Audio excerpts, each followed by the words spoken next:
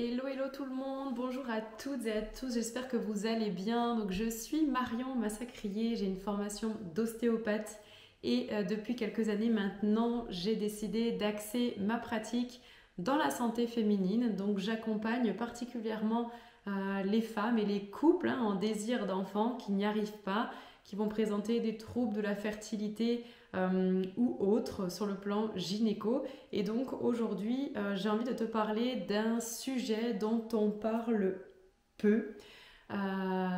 C'est la fausse couche. Donc si tu regardes cette vidéo, c'est peut-être parce que tu viens de vivre une fausse couche. Peut-être que tu en as déjà vécu une, voire même plusieurs. Peut-être que simplement tu as peur aussi de la vivre, peur que ça t'arrive. Et aujourd'hui, j'ai vraiment envie de te parler de tout ce que cette expérience vient toucher, parce que tout ne se passe pas seulement dans ton utérus, ça se passe aussi dans ton cœur, dans ton énergie, dans ton histoire, parce que finalement, la fausse couche, ça n'est pas juste un accident de parcours. Sur le plan physiologique, vraiment, une fausse couche, c'est l'arrêt du développement de l'embryon ou du fœtus.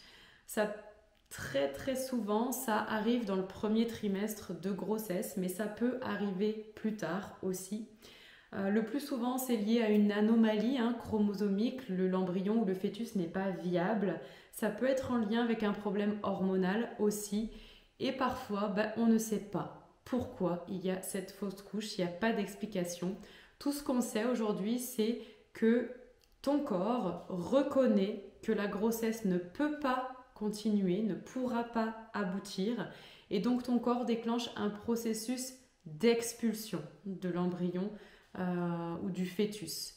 Donc il y a beaucoup de sang, il peut y avoir des douleurs, des espèces de contractions aussi, et puis tu te sens vidé. Et vraiment, c'est comme ça que ça commence, mais finalement, tout ne se passe pas uniquement dans le corps. Okay, sur le plan énergétique, eh bien, il y a certaines traditions qui disent que être enceinte vient modifier notre champ d'énergie, ça vient créer un champ d'énergie qui est particulier, qui est bien à lui.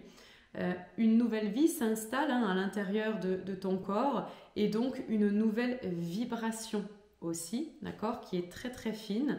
Et même si cet embryon il ne reste quelques semaines, cette vibration, cette empreinte énergétique, elle a existé. Okay,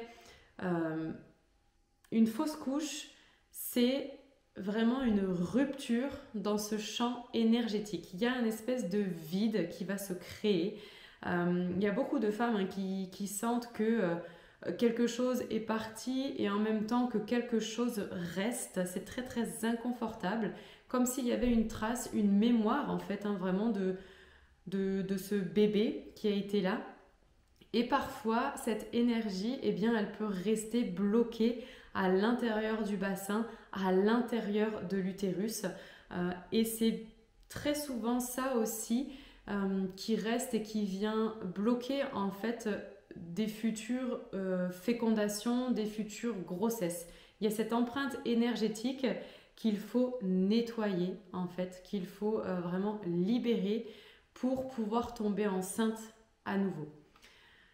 Sur le plan plus émotionnel, en fait c'est simplement un véritable séisme de faire une fausse couche. Même si ça a été très tôt, même si on va te dire que tu n'as pas été très enceinte non plus, cet embryon, ce bébé, tu l'as déjà aimé en fait. Tu t'es déjà projeté à cette grossesse, à la naissance de cet enfant. Tu t'es totalement ouverte en fait à l'idée d'accueillir la vie, à devenir maman. Et en quelques secondes, en quelques minutes, il y a tout ça qui s'écroule. Donc en fait, c'est totalement normal de ressentir une tristesse intense. Ça va être normal de ressentir de la colère. Ça va être normal de ressentir de la culpabilité aussi, de l'injustice, de l'incompréhension face à cette fausse couche. Et puis, ce qui peut faire mal aussi, c'est tout le silence qui se passe autour de ça.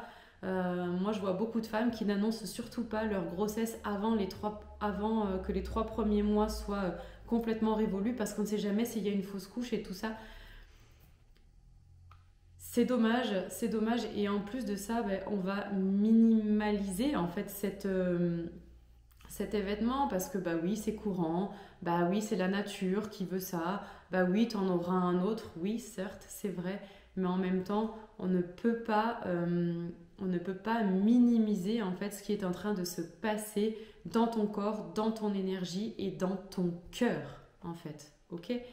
Donc il va être vraiment très très important, même fondamental, de prendre soin de toi si cet événement arrive.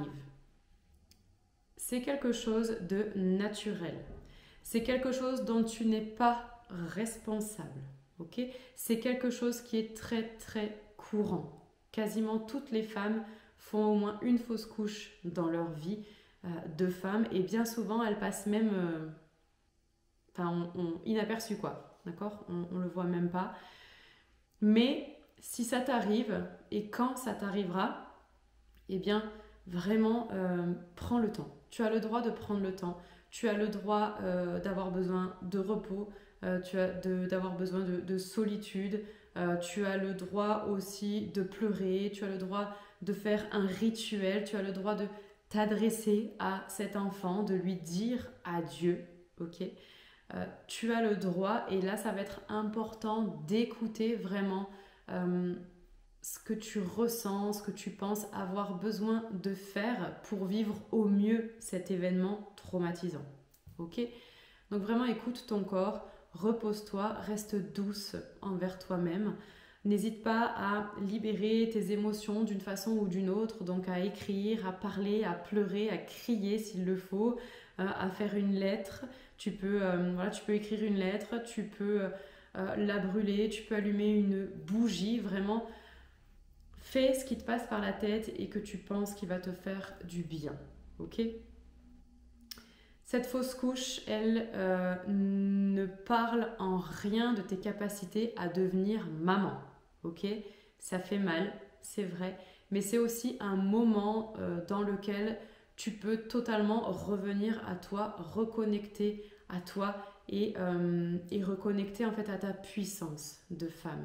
Et si tu veux maintenant aller plus loin, si tu veux qu'on en parle, et si tu veux aussi essayer de comprendre les mécanismes vraiment profonds, le pourquoi ça t'arrive, et bien rejoins-moi en fait sur mon expérience fertilité consciente. On va parler de parcours PMA, on va parler de comment interagir totalement avec ces différentes phases du protocole, et puis aussi on va parler de ce moment que tu peux voir comme un échec, mais qui est finalement juste une expression aussi de ton corps et de tes besoins. Donc je te mets le lien de la description de cet événement dans la description de la vidéo. Et puis si tu as besoin de quoi que ce soit, n'hésite pas à me contacter sur Messenger. Je t'embrasse.